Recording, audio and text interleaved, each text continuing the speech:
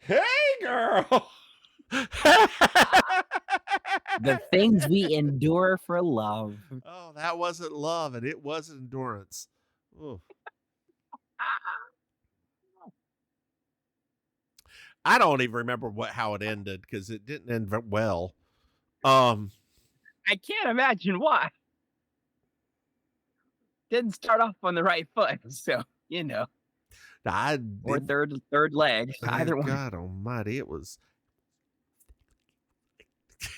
Those are my favorite.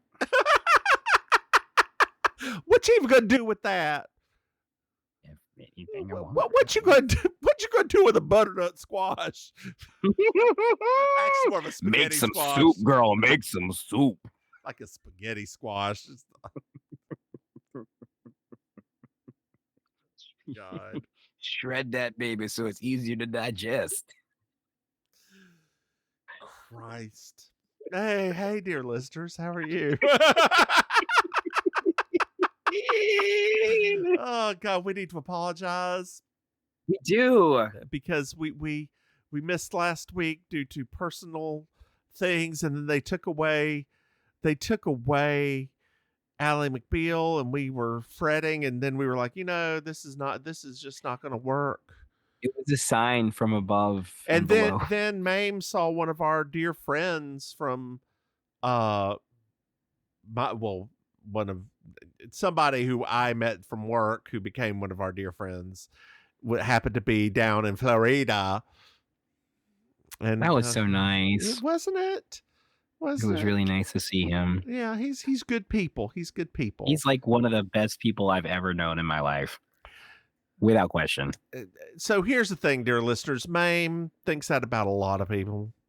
That's not true. It is. It really is. There is a handful of people that I think of as highly. That if we went onto the Best Friends podcast, I'll give you my answer of the thing that irritates me most about you is that you like too many people. Like you call them friends and you just think that they're great and they're all wonderful, and they aren't. I've met these people.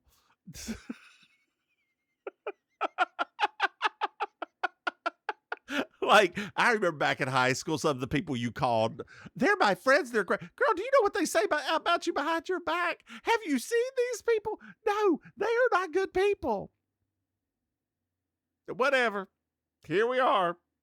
But this one is. This one is good people. This one is good. And that's why I live in Florida now, because I said, screw it all. Yeah. Now he says that about people down there, and I can't judge them because I'm all the way up here. I don't say it as much as I used to, girl. You do. I'm saying, like, no, not that many people. Girl, every week it's somebody new. I've got this friend. How many times have you met them? Once? No. Golly. Yeah, I've started using the term acquaintance more now. I don't use the term friend as much as I used to. But you mean friend. You mean friend. I know what you're thinking. In your heart, you're like, they're my friend. They're my friend. I don't think that about everybody anymore. I don't. We're friends. It's okay, babe.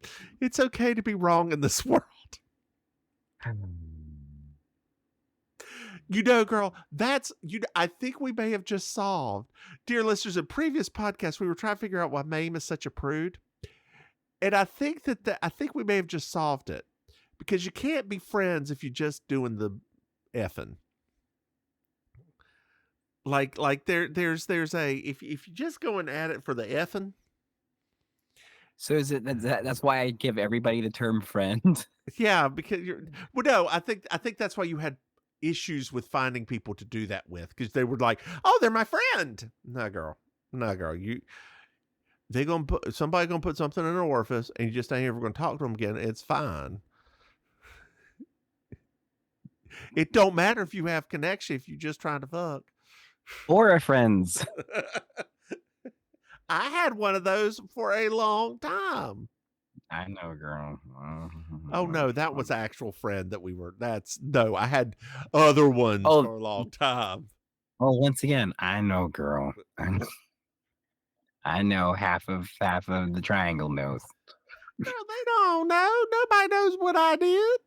Nobody knows. They don't know about each other, but they know what you did. That's not the same thing. And the only person I ever got anything from was somebody that I was with.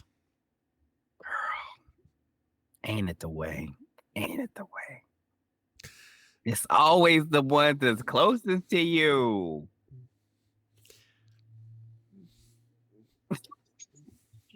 Stop making the angry black face right now. Because I already know it's going to come out. I can't be handling no Cicely Tyson monologues right now. How did you know that was the angry black face? I can see your face. We can see each other. I know the face. Pursed lip. Top lip almost touching your nose. I know the look. I didn't even know I could do that. Yeah. I know. I've seen that face my entire life. I know it. From me and your mother. Is that what you're trying to say? You and my mother and my aunts and my Lord, are you kidding me? Oh, Lord. That's that face before somebody's either about to get a blessing or get blessed out. It's either one or the other. Or both. Or both. Because both can happen. You get that blessing and then you get smacked. I wonder what that. No, I was just thinking. I was just going back to our home ec class, and I was wondering what she's doing now. She's probably retired. I would hope so. Yeah. Maybe they took her and put her in the glue factory. Or what the drunk Spanish teacher's doing now. Oh my God. You know, I hope that was just a rumor, and she was, but I think she was. Our school system was so. Look. I mean, we had Spanish once every 6 weeks. I think it kind of felt like when she wanted to show up. Yeah. I mean, I still know La Vaca. So, I mean, she did something. It stuck with me all this time. I just remember Julio Iglesias staring at watching us. Once again, we were some weird kids. Dear listeners, in our AG, which is academically gifted class, that it shared it with the Spanish class that apparently she was never there. The Spanish teacher was never there, but there was a picture. It was a little article of Julio Iglesias there, and he was just staring down at us, and Julio's watching, and then we would play the Civil War on a game. Like there was a computer game where you were the North or the South, and it was rigged to where you'd lose if you were the South, which rightfully so, but it was very odd because they were like, oh, you could try to win this. No, you can't. You're the South. Why are you? And that was back when we were still like trying to even understand that thing. Like it was like we didn't even technically understand it that well at that age. Like we understood it a little bit, but the Civil War, that well. Yeah, the war of kind of only aggression. Yeah, that's when they were only kind of partially telling us about it, so we weren't even 100% sure. Oh yeah, that was totally not about slavery. Absolutely not about slavery. Not in the least bit. No. It was about cotton and states' rights. Yeah, I remember that. And then we start singing "The Land of Dixie" in music class. Well, that was Abraham Lincoln's favorite song. Well, you know what? I'm sure that's probably it is a fun song. Yeah, no, it is. Look away, look away, look away, Dixieland. And yeah. Oh, it's still on my brain. I know it basically by heart still. Living down Dixie, away down south in Dixie. Why do I sound like Gomer Pyle? Jeez, stop. Oh, Jim Neighbors, you crazy homosexual. Yeah, he was. I love the fact that Gomer Pyle is a homosexual, and it was pretty obvious if you just watch those shows. Oh, yeah. Andy Griffith was fine with it. Maim, speaking of flagrant homosexuality, did you know that we have Patreon? Listeners, you go Patreon. I remember Mims and Maim. You can throw somebody named Maim. Yes. Did you know that we have another podcast? That's right, dear listeners, because Jeff Bezos And what's his doodle from Disney? Mike? What's it? Oh, Bob Eisner ruined Ally McBeal for us by ripping it away. But we are getting anyway. We have Baking Sugar, our Design Win podcast. But dear listeners, we do have something else in the works, which will be released after October 10th. We have to get to that, and then Maim has to disappear for a bit. Yes, she has to go to Hawaii. It's the only state that's got a guttural stop in it. No, seriously, it's spelled Hawi. No, I know. Hawaii. It's just the way you said it. Just like guttural. It sounds great coming out of your mouth. Guttural stop. It just sounds good coming out of your mouth. That's what it is. No, I'm saying with your accent, it sounds so good when you say it. A guttural stop. Yeah. Hey, Maim. Mm-hmm. Do you know we got merchandise? Right, if you go to meandmaim.com, you can buy something. Hey, Maim. Do you know what I love? Is it 5-star reviews? It's brown prudes and 5-star reviews. Oh no, that should have been my drag name. Brown prude. Damn it. That should have been my drag name. Not Sparkles. If you It's only if I show my butthole. But you won't because you're a prude. Dear listeners, I love 5-star reviews, and they mean a lot to me. This is season 3, episode 22. Murder. She spoke.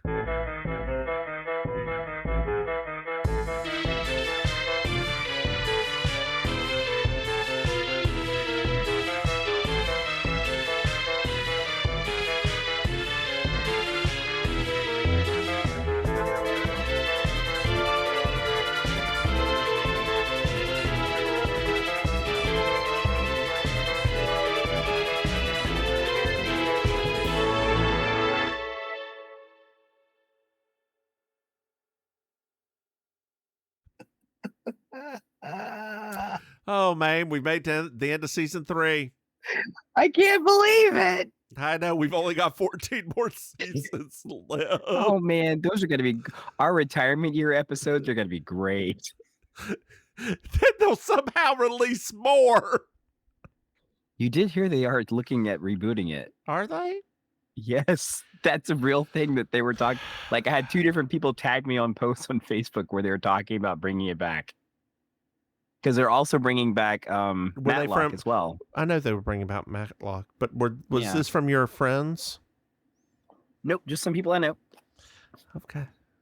So not friends? People I know. Not Facebook friends? People I know. But they're called friends on Facebook.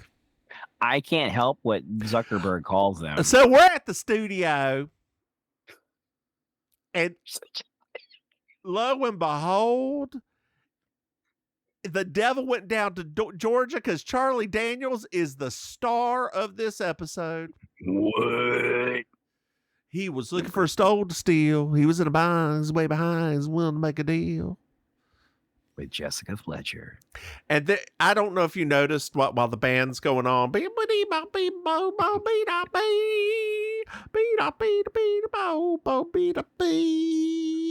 There's a woman in the background with just jamming. The young girl just jamming. Girl, next year, you should really think about coming up here for the International Bluegrass Festival. Okay. It was fun. There's 4 stages. I like bluegrass music. I know you do. That's why I'm telling you this. Yeah. That there were 4 stages of bluegrass music. Yeah. And then there were busker stands throughout where people were like, stop. Yeah. That sounds great. Yes, it was fun. Can I wear my 8-inch cowboy high heel? Yes. No, I'm going to wear those cowboy Crocs. Yes, wear the cowboy Crocs. Please not come in a dress because you don't have anything that is the right length. Just in general. Not for this, just in general.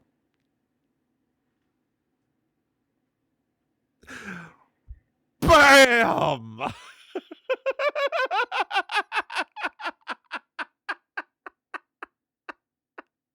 Although I saw your past couple dresses, they're much better. Just taking the advice of an expert. I'm not an expert. I just know it looks good on you. I'm just a controlling freak. That's it. There we go. That's what I call an expert now. But I'm not a friend. No. Oh, God. Yeah. So we're in the other studio, and JB is doing an audiobook. Oh, except they call it Books for the Blind there. Well, yes. Is that what audiobooks used to be known as back then? I believe they were. Yes, this is before the audiobook revolution. That's interesting. Mm-hmm. I remember at one point they were also called books on tape. Yes, because they were on tape. They were books on tape. Yeah. And I think part of it is that a cassette could not hold a full book, so you would have to get multiple cassettes. Please tell me you've seen the Bible on cassette. Did you ever see those things? I remember them vaguely, but I never actually saw one. They were that thick. Oh my gosh, it was crazy. Those were so, it was like different chapters, different books, and it had you flip through it because it was that thick. It was insanity. Did anybody in your family have that? Yes, multiple people. Why? Why do you think? I mean, just go up to your minister and have him read it to you. I mean, yeah. Okay. Yeah, this is thing. It's like people would have that on in the background while they were doing stuff. And well, now here's a question: how they deal with all the fucking that's going on with their and then he smote all these people. He sure did. Smote them dead. Some of that's not good listening. Smote him, smoot him, smeet him.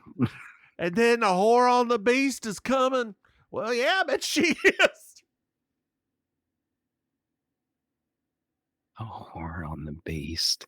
So when I was I took a New Testament class. I took an Old Testament and New Testament class in college, at Mitchell, taught by a Presbyterian minister, one of the best class I ever took. He started talking about Revelation. And he said that this revelation could be one of three things. One, it's absolutely true. And that's probably not the right one. Number two, it was a warning written by John to a group that was on the other side of Israel as a coded language, warning them of an war that was getting ready to happen. That's the most likely.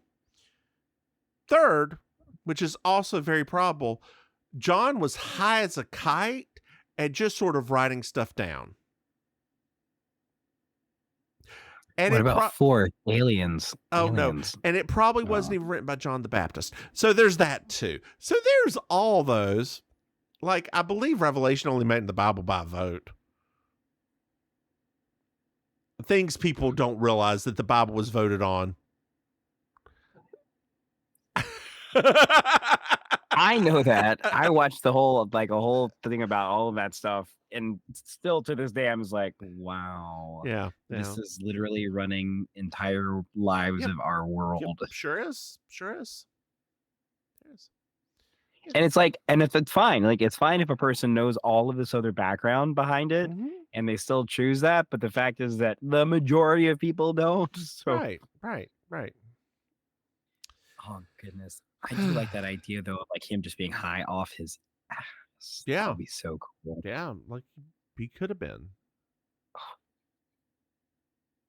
That would be very cool. And it's not allegorical at all. It's just what he was thinking. Ally McBoracle. Sorry. Hopping down down that road, walking the line. Girl, yes. What John the Baptist forgot to write in there is that the whore on the beast is singing Vonda Shepherd as she's approaching. And she was walking that line, and then she was walking that line with one set of footprints. Oh, God. Girl. So in there with JB is Mrs. Dalton. Okay. Nancy, we find out her first name later. And we find out her husband, Greg, is running late. He had to have a dinner with Randy. Oh, all right. All right. Well, we're back in Charlie Daniels' area. Al is his sound guy, and Charlie's name is Stoney. Well, taxi arrives, and we find out that this is actually Red River Recordings. Mm-hmm. We're back in JB's little booth, and Earl is her audio dude. Yes. Well, Greg's here, and he's blind. What?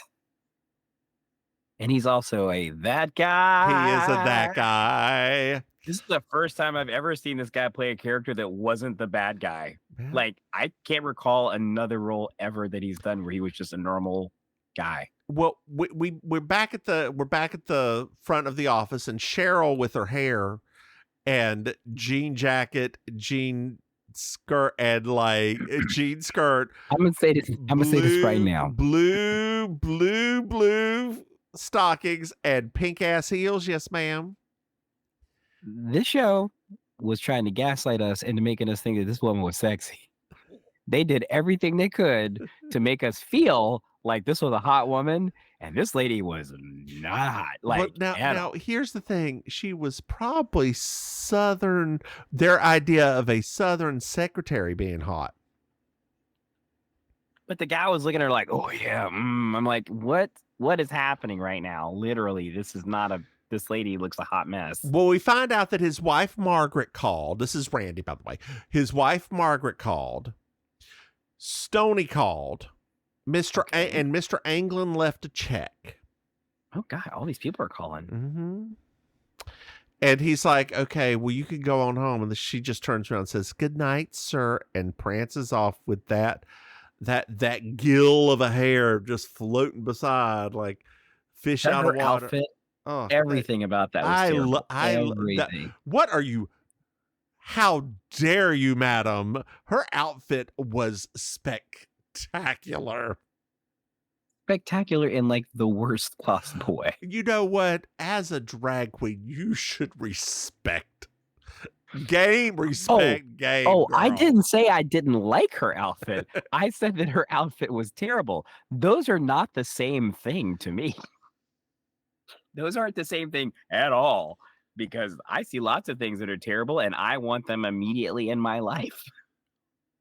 Especially outfits like that. I love the back of the outfit and how it goes into that strange V shape on the skirt. It's like it should look almost like she has a mermaid tail. It's so very strange. Mm-hmm. Emphasizing that butt, I guess she had. Not really, but you know.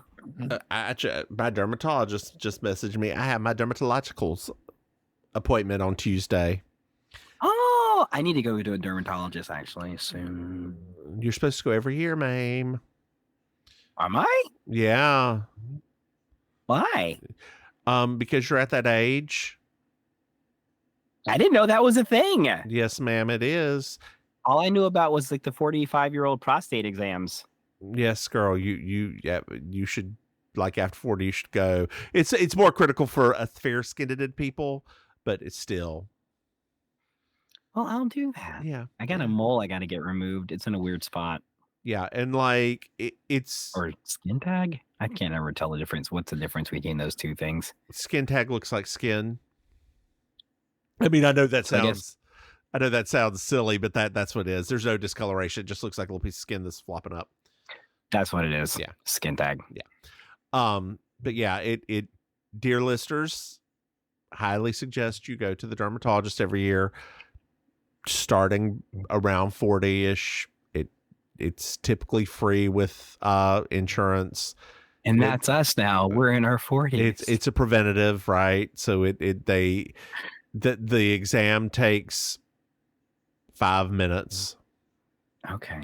I'll do that then. Thank you for that, PSA. You're welcome. Now, girl, if you get an older gentleman or an older person, an older like dermatologist, they will go, it is creepy. They will take their fingernails and do this across your body to feel for bumps.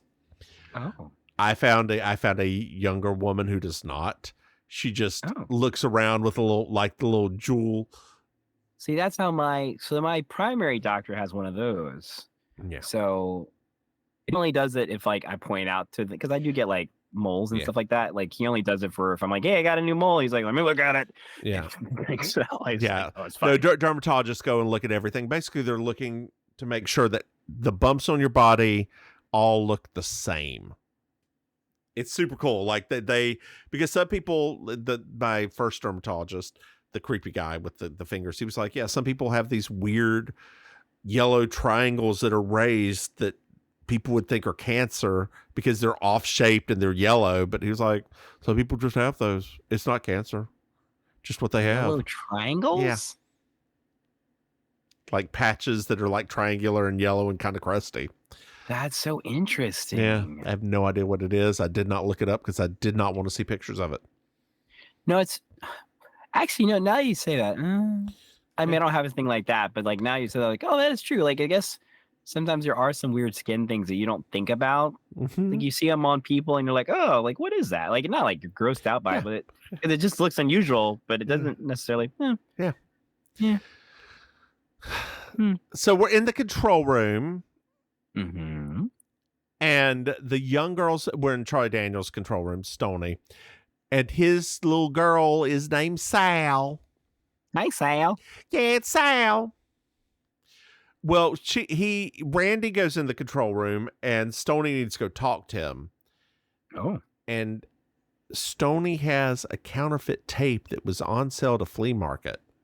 Oh, Lord. And now Stoney's got a big city lawyer who's going to Not the big city lawyers. Big city lawyer who's going to get him out of his contract.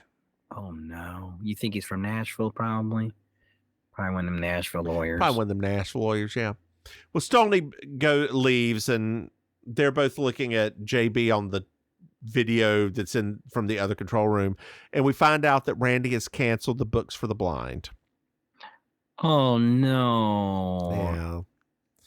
What will they do? They'll just have to listen to books on tape. Demois.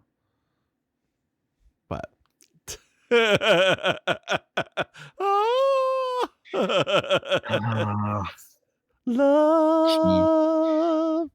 love, devotion.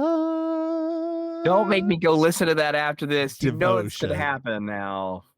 Feeling,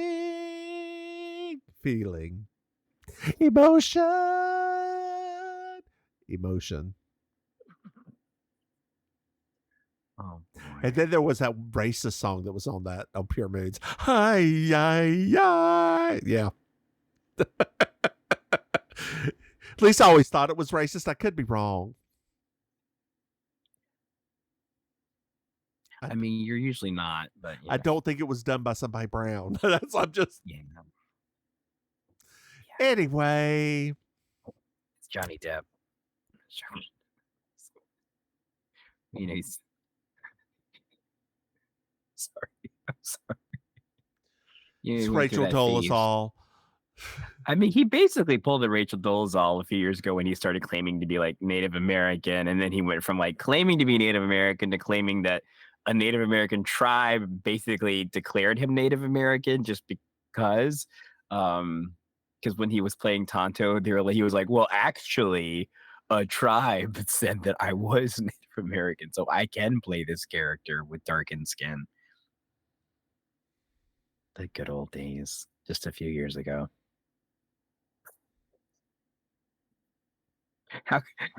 Who could have foreseen him being so problematic? I don't know. Everybody. Well, so Randy goes in to talk to Earl. Okay. Goodbye. Earl's gotta die. And then Greg, mentions to Nancy and JB that this is the last of the books for the blind. Nancy is upset. Apoplectic. She's so upset.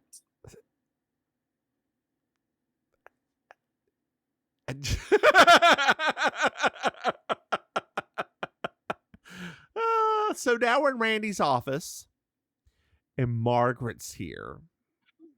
Hey, Margaret, girl. Margaret's his rich-ass wife. Hey, honey.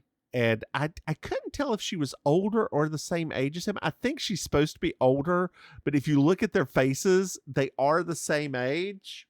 No, I thought I always had the exact same thought. I was like, I think she's supposed to, because she's dressed a little bit older, but yes. she's not. Basically the same age. It's like, yo, she's an old woman by a year. That's all. I mean, that's so much older than me. So much older. 525,600 minutes older, in fact. That's a lot of minutes. 525,000 moments so dear. Who do you got MCI? Is that who's your carrier? Not MCI. Not MC fucking I.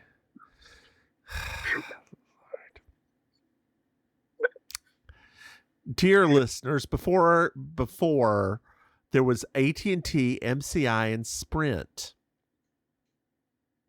MCI tanked, and it was a little scary for a little bit because they actually owned like most of the lines and stuff.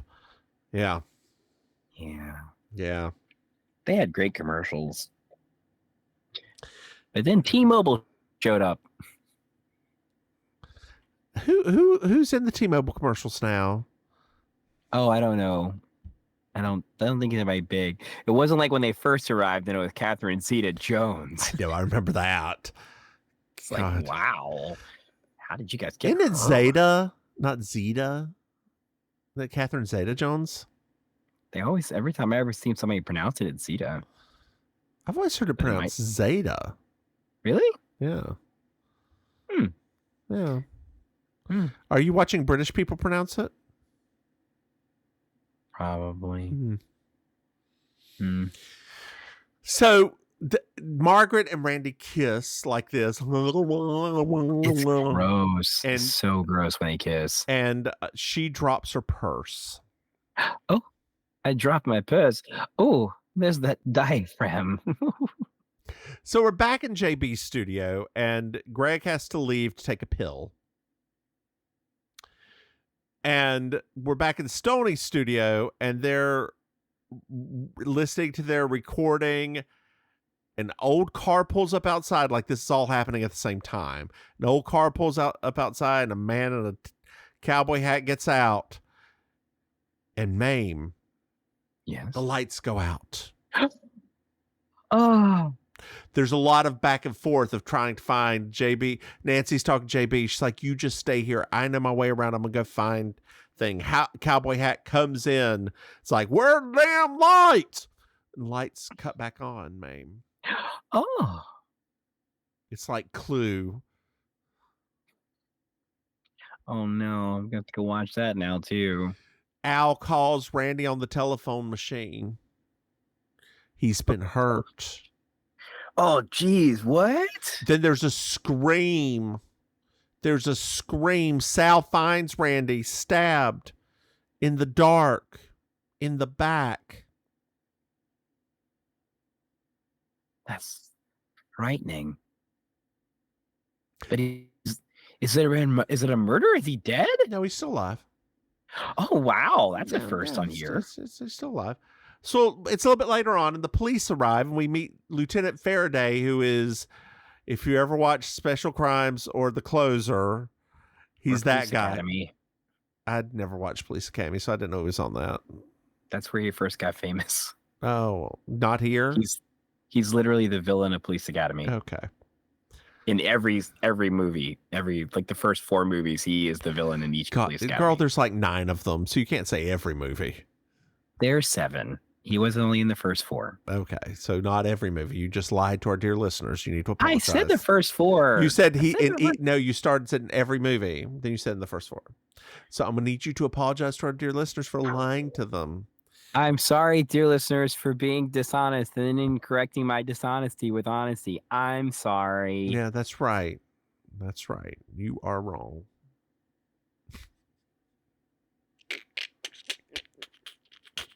Didn't The Closer get a spinoff show with him? Yes. Yeah. I never watched The Closer. I mentioned both of them.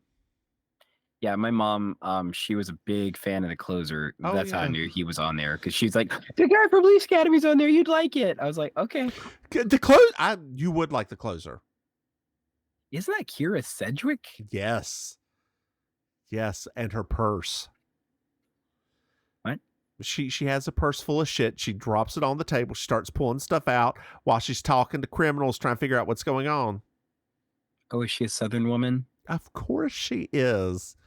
Okay. When you said giant purse, I was like, oh. Yeah, Kira Sedgwick is Southern. No, I know, but she's played lots of different kinds of characters in movies. Has she really? So. I can't think of anything she's ever been in. No, she did it. I mean, she was a fair number of movies in the 90s. Was she? Okay. Yeah. But I mean, she was young then. So okay. Then there was that little gap of time between her and Kevin Bacon when she was raising their children. Yeah, and like I Major Crimes is also very good. It has that woman in it. The president from the reboot of Battlestar Galactica. Oh yeah, her Mary McDonald or whatever her name is. Yeah. That she's that guy. Like apparently they're gonna reboot that again. I've never seen any of them. Oh, the reboots are great. I mean, I actually really like the reboot. I heard it is until like the last 2 episodes. You just don't watch them. That's what I was told. I was told that you stop with the last 2. You just stop before the last 2 episodes. I don't even know where a person could watch the original. Like my husband, because he's a little bit older than us. Like he remembers the original when it came on, but I didn't. You know, it's not. It wasn't a thing that they put on rerun a lot. Does he remember the original V too? Yeah. Yeah. That creepy little baby thing they had. That 5-year gap makes a big difference in pop culture. Girl, did you see the TikTok from AOC? No. So there's a TikTok from AOC, and she's talking about the mummified alien. The thing in Mexico? Yeah, and she points to it and she's like, I'm sorry. This is actually a member of the Senate and they're running late for their votes. You're going to need to get out of their way. They need to make it to the floor immediately.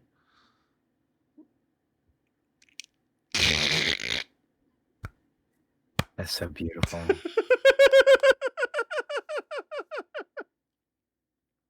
Term limits, people. Term limits. No, absolutely not. That's not the right thing. Well, just get rid of them. Can we just get rid of them? Just something.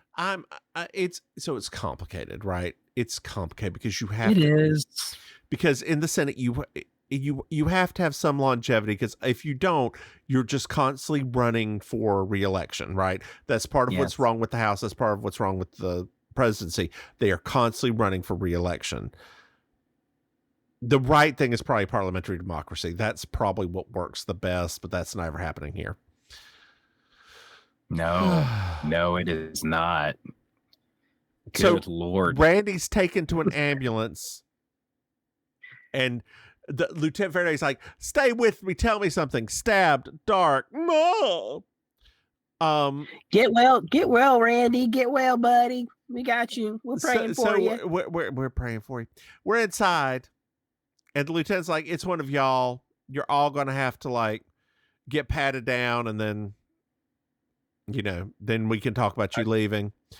I'd be like, yay! JB goes talk to him and find out that he's a sexist. Hardcore, super misogynistic. Yes, sexist. Yes, like that good old kind. That good old not kind. Like the comical kind. No. Not that one. The one that makes you cringe when they talk. But the one that at least you know where you stand. Yes. in an apron. Oh, in that's the right. He kitchen. was in Mannequin also. I forgot about that. He was the villain in I Mannequin. don't remember that movie either. Yeah. I just remember that too. He had the bulldog named Rambo. These are all very interesting stories. Sorry. So we're in Randy's office, and JB brings Greg in, which I've decided to put 2 G's on because it seemed right. Greg heard someone run past him and something drop, and he's the dude was like, "You heard something? You didn't see anything?" He's like, "I'm blind. I'm very sorry about that." Him too. So's Greg. Yeah. Oh. And JB notices the Monet Mauve stain on the ground. It's a very expensive nail polish, girl. Like $25. My grandmother still mixes like colors together for her own nail polish. Still wears, like, she likes pink nail polish. I love that. Yeah. And you wonder how you turned out a drag queen. There you go. My nails, they are not done. They're very long. I mean, I need to cut them. they are. They're nice, actually. You got like very healthy looking nails. Yeah, they grow so fucking quick. Like this is like a week of growth. Oh my gosh. Yeah, like they grow like nothing. Are you a mutant? No. Just gay. It's just gay. Just take it up the butt. That's not even that anymore.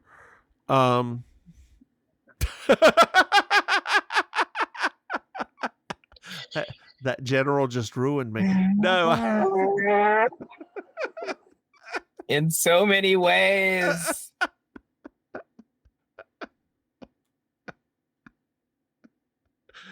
Oh, that's yeah. Thank you for your service. I salute you.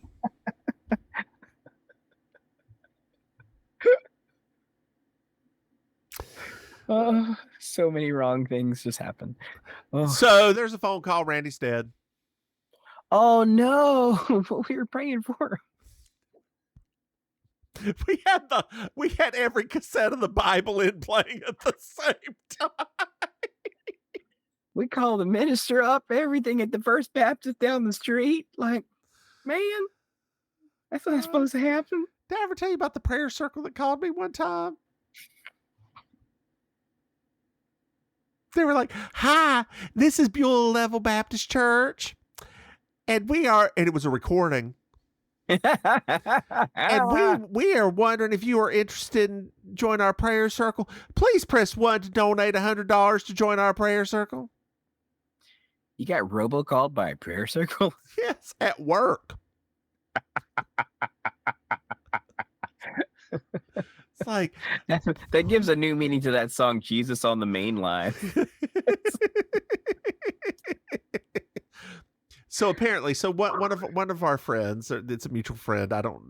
I'll mention them later. Their family used to be florists. Like they were florists in Gastonia, of all places. Oh, well. And they used to do the Jesus Called floral arrangements for dear listeners, if you've never seen one, it's a wreath of flowers that has a phone in the middle with the phone taken off and says Jesus called, and then that person's name answered. I haven't seen one of those wreaths in so long. No, oh my gosh. When we watched Sordid Lives for the first time, that came on. He's like, "Oh my God, those."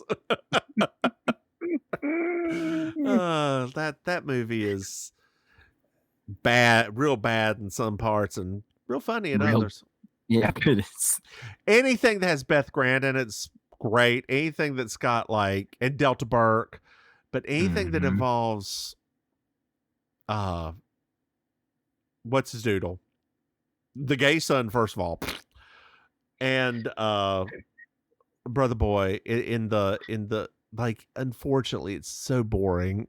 It's not funny. I know what he's trying to do. I know he's trying to be serious and bring pith. We need to keep going, otherwise we'll never get done. Like pith. So now we're jogging. Oh, they found the murder weapon, by the way. It's a knife that was behind a snack machine, and Nancy has a look on her face. Oh, Nancy, what you been up to, girl? So they're jogging. Greg and JB are jogging. Oh, okay. We find out that JB's staying at Greg's. Oh, okay. And we're back home, and they're eating some eggs, which I ate this morning from the Waffle House. You've been eating here a lot more lately, girl. You know what? On the weekend for some eggs. It's good. You don't just have eggs at your house? And bacon and hash browns. Like, what are you talking about, Oh, girl? When you just said eggs, I was like, I mean, I didn't know. Girl, it's $20 for 2 people. It's just as cheap to go out there and get as to make it here. All of those things, yes. But when you just said eggs, I was like, you're just going to Waffle House for some eggs? Girl, who goes to Waffle House just for eggs? I'm sure some rich Southerner does. Actually, girl, this morning, as we were getting ready to leave, the people in front of us, Meemaw and her 2 real Southern sons who were on a trip across who knows where, and there were like 4 of the people in the car, but it was a big old nice car, but they were, girl, when I tell you they were the whitest of white trash, God love them. They were all buying coffee from the Waffle House. That is all they got. And Meemaw was standing there with her, holding on to her cup of styrofoam cup of coffee. She's like, "Can I please have some ice? This is hot." They're like, "Yes, ma'am." They got her a whole big ass cup of ice handed to her. Sometimes your stories really make me miss that area. Meemaw had her hair clipped down with a 1 guard. Oh no. I just want you to, and like her hair was stark white gray. Like, I just wanted you to experience what Meemaw looked like. That fleshed this out so much more. And they smelled like Pall Mall cigarettes. Like, it was just, yes. all 3 of them. Every word you say right now, And they all look like they were put out real wet to dry. Every word. This picture just comes together with every word you saying. Meemaw, Peepaw. Well, Carl called, and he's canceling the blind readings one more again. Oh, dang it. So we're at Carl's, and we find out he's taking over the recording business. Oh, okay. He doesn't own it yet, but he's hoping to very soon. Oh, okay. But how are you canceling stuff then? Well, we're back at Greg's house, and the lieutenant's there. He's got a warrant to be sexist.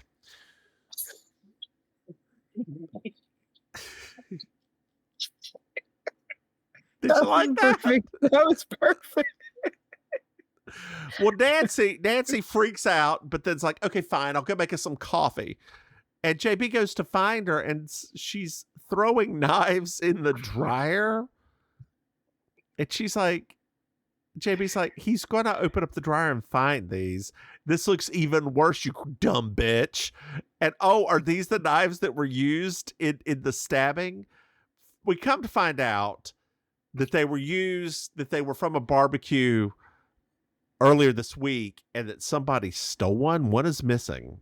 Well, we know where it is now.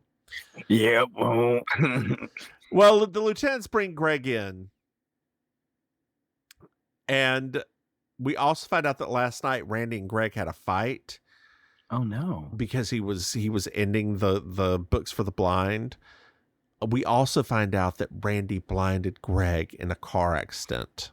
Oh, yeah. So it wasn't the actual car accident that blinded Greg. It was after the accident. Randy was so pissed off he just stabbed out his eyes with, like, I don't know if I would blame somebody for a car accident unless they hit me, right? Like, I don't. How does a car accident actually blind somebody?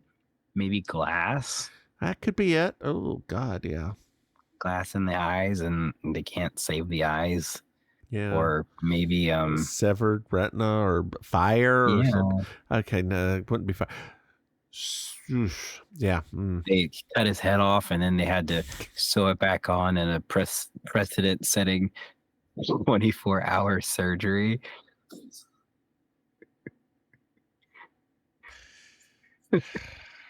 He doesn't have a head. How am I supposed to write for a guy who doesn't have a head? He's got no lips, no vocal cords. What do you want me to do? I'll figure it out.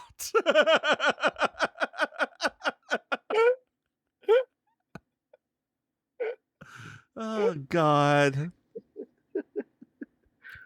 He doesn't have a head. That it's a shame that that movie ends with a little transphobia. It's so bad. Like I tried to say, no, that's not transphobic. It's okay. My husband looked at me and was like, Mims. I was like, I know. It was something that was a thing before we even knew a thing that was a thing. Yeah. Well, Lieutenant's bring Greg in because obviously he did it. Yeah. But because he's blind? At the police. We're at the police now. Okay. And JB's interviewing Greg and like asks if he heard anything. And Nancy gets annoyed with Greg because he can't see and he just can't take all this on because he's blind. And then so weird. And he has a breakdown because he takes these eyes are small, I know, but they're not yours. They are my own. I wish you had not done that. I was not physically and emotionally prepared for that moment. Yeah. That was amazing. Can we get our Grammy Award now, please? Please. I don't know, maybe they'll go on strike. And Nancy's upset too. Like everybody's just upset. They're crying, whatever. It's a very emotional moment in the show. It wasn't. And so we're back. We're back talking to the police. And JB's talking to the lieutenant. He asks how many creams and sugars she wants in her coffee, and she's like, black. Like my man. Yeah. You stole that easy joke. That was the lowest hanging fruit. It was so low. It had already been planted again. That's right, honey. Like a bridge on a wire, like a drunk in a midnight choir, I have tried in my way to be free. I thought you were trying to sing A Bridge Over Troubled Water. That's why I was really surprised with it. I was like, oh, he's going troubled water. No. He's that one from ABFA. He's not being a Garfunkel right now. Not lately. Yeah, but no, girl, I really want them to remake like Snatch Game, but like with just drag queens in it, or like funny people, not drag queens pretending to be people, but like I think we could do it. I could be wrong. I think there could easily be a drag version of Snatch Game. Like I'm not even saying drag queen. Like have a drag queen or two on there, but not just drag queens. Like you can have other people. That's what I mean though. It's like, because at this point now, they're just as much a part of the culture as everything else is. So yeah, but the reason I say not just drag queens is because when you get too many of us together, we aren't funny. No, like you look at Snatch Game. Yeah, like you need to have one or two, a couple straight people. Like you need token streets. Oh, and there is one thing that I noticed that I showed my husband, and I want you to look at it. Okay. The host of Match Game, what's his name? In the original? Yeah, the original. Gene? Yes. Yeah. I want you. Could you pull up a picture of him right now, please? I want to do an experiment. I need you to pull a picture of him on your phone, please. Tell me when you have it.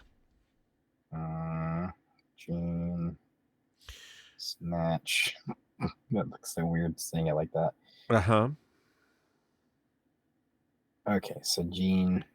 Oh, sorry, I put in the wrong thing. You put in Snatch Game, didn't you? I know, because you said Snatch. Okay. That's so weird. Like, do I need to get a particular type of picture from him? No, just any picture, preferably Okay. where you can see the face, though. Got it. Okay. Does he not look like an old white RuPaul?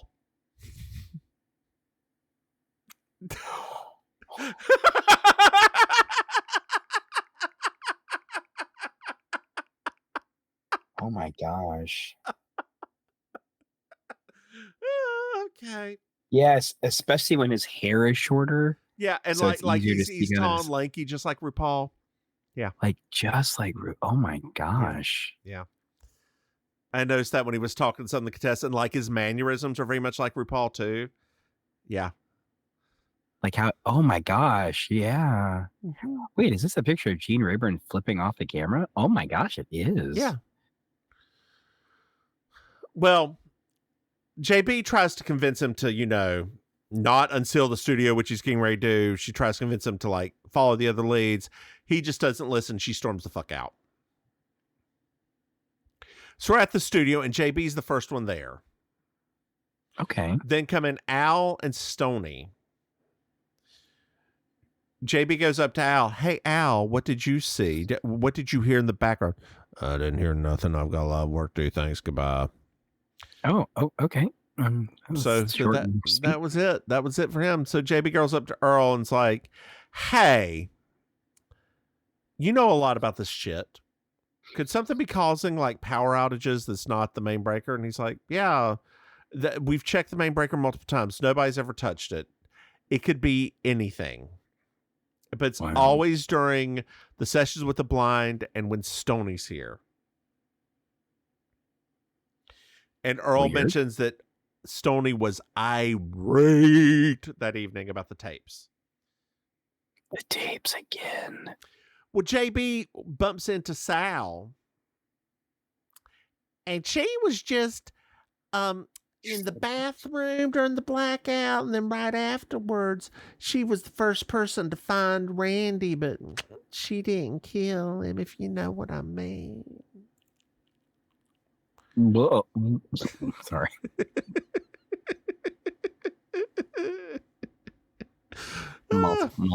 Multiple levels of wrong.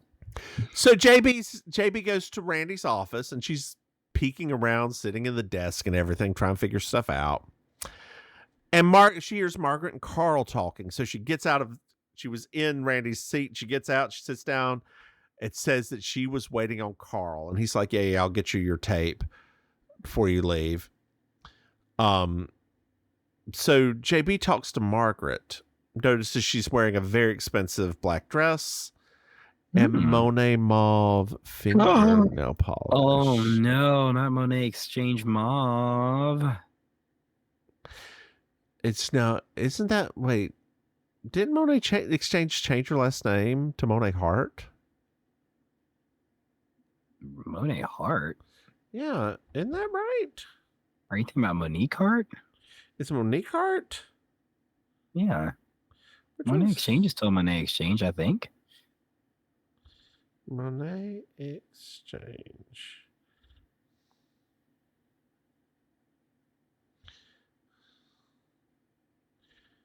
You're right.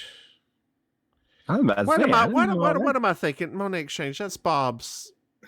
That's Lesser Bob. I shouldn't put it that way. Like, I think that of the two to hang out with, Monet would probably be much better. Like, much more fun. I just think Bob's drag is a little more elevated. Yeah, I'd agree. And that probably comes with money and having a throuple with two white boys. I wouldn't know.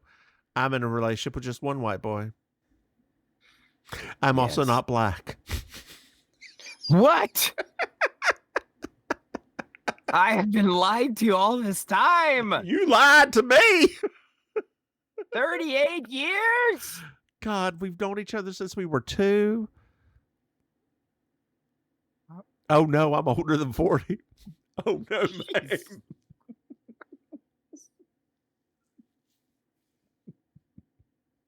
Oh no, man. Oh, wow. That was a moment there. Oh. Oh God. Actually, we probably known each other for 39 years. So I think that when we met at the hospital thing, it was actually when we were 4. Oh, we were 4. Oh, wow. We may have even known each other before that. We may have met at like 3 because, bumping in the halls and stuff. But we were babies. Picking up our checks. Picking up the mom's checks at the hospital. On Friday. Yeah. Oh my gosh. And getting your lollipop because we always got lollipops. Go into the pink tea ladies or the pink tea room and get in the Laffy Taffy too. Mm-hmm. Good Lord. So much sandwiches. I don't think I ever had one of the sandwiches. Girl. Theirs was a banging. I wonder if it still is. I mean, it probably is. When I did that, when I worked there for that summer, every morning.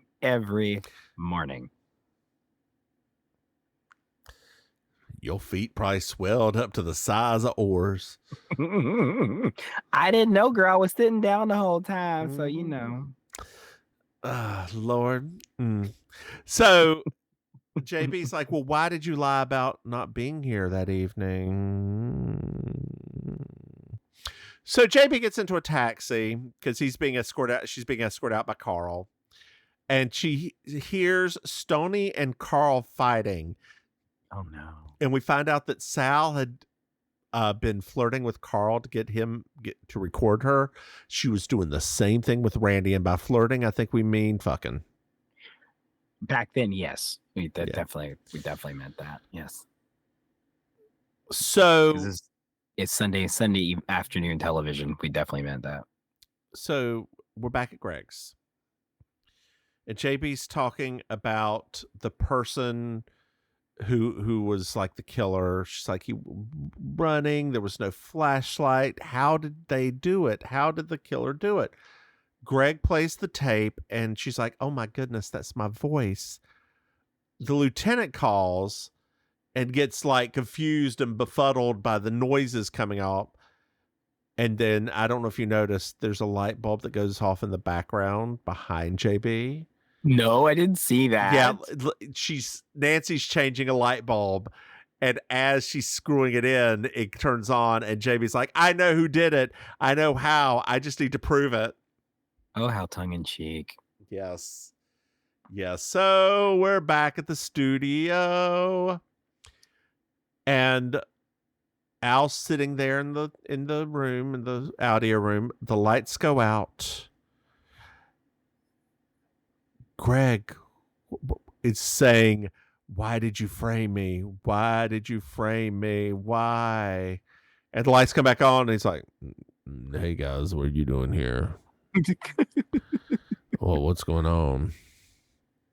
Al had a nice little ass. Thanks. Yeah, he was actually in the 80s, yeah. So Al he's got a switch under his thing to rig the power to go on and off. That doesn't prove anything. So he's got a helmet with an infrared sight in it. Jesus Christ. And he left the helmet there over the weekend. Oh. Or while it was shut down. He saw Greg leave the studio from his little television. Okay. He recorded his voice and played it to Randy while he then switched off the lights, killed Randy with a steak knife, threw the knife away, and ran back to his room. Turned the lights back on, signaled okay to Charlie Daniels' band, and moved on. You can't prove anything. How dare you? And he gets taken away. JB's like, well, the tape of his recorded voice is somewhere in here. Oh. What's the next day?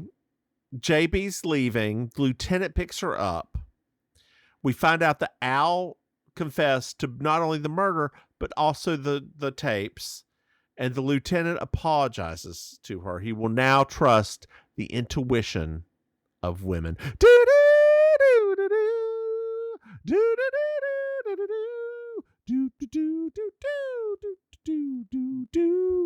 Hey, Maim. Yeah. Did you enjoy this episode? It was a hoot. Yes, I did enjoy this one. It was a hoot. I thoroughly enjoyed it. It was a little bit back and forth, but it was still fun.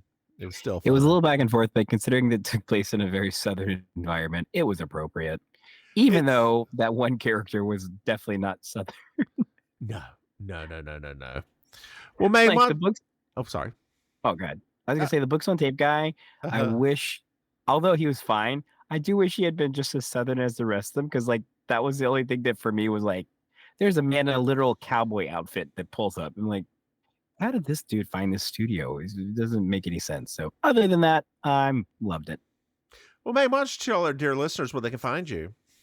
Yes. Hello, dear listeners. It's me, Auntie Maim, your long-winded favorite relation. You can find me all over the place performing in Miami. I do the amazing Colossal Karaoke Show at Killer Idol in Miami Beach. I do improv and stand-up comedy at Villain Theater. And also, I'm a commentator on the It's Happening Out online TV show. You can find out more about my stuff at I'mYourAuntieMaim.com. How about you, Mims? Hey, y'all. I'm the Divine Miss Mims. You can find me online at Divine Miss Mims. Hey, Maim. Yeah. Did you know that we have Patreon? Say what? That's right. Go to patreon.com. Remember, Mims and Maim, you throw some money. Hey, Maim. Yeah. Did you know that we have another podcast? Say what? That's right. It's called Baking Sugar. It's our Deciding Win podcast, and there's more coming. Hey, Maim. Yes. Did you know that we have merchandise? No. That's right. If you go to mimsmaim.com, you can buy something. Hey, Maim. Yeah. Do you know what I love? 5-star reviews. That's right, dear listeners. I love 5-star reviews. So if you like this, leave us one. Hey, Maim. Yes. Did you know you can reach out to us? No, what? That's right. If you can leave a message at mimsmaim@gmail.com or send us a text at 704-380-0618. Hey, Maim. Yes. Why don't you say goodnight, Maim? Yeah, good night, Maim. Bye, y'all.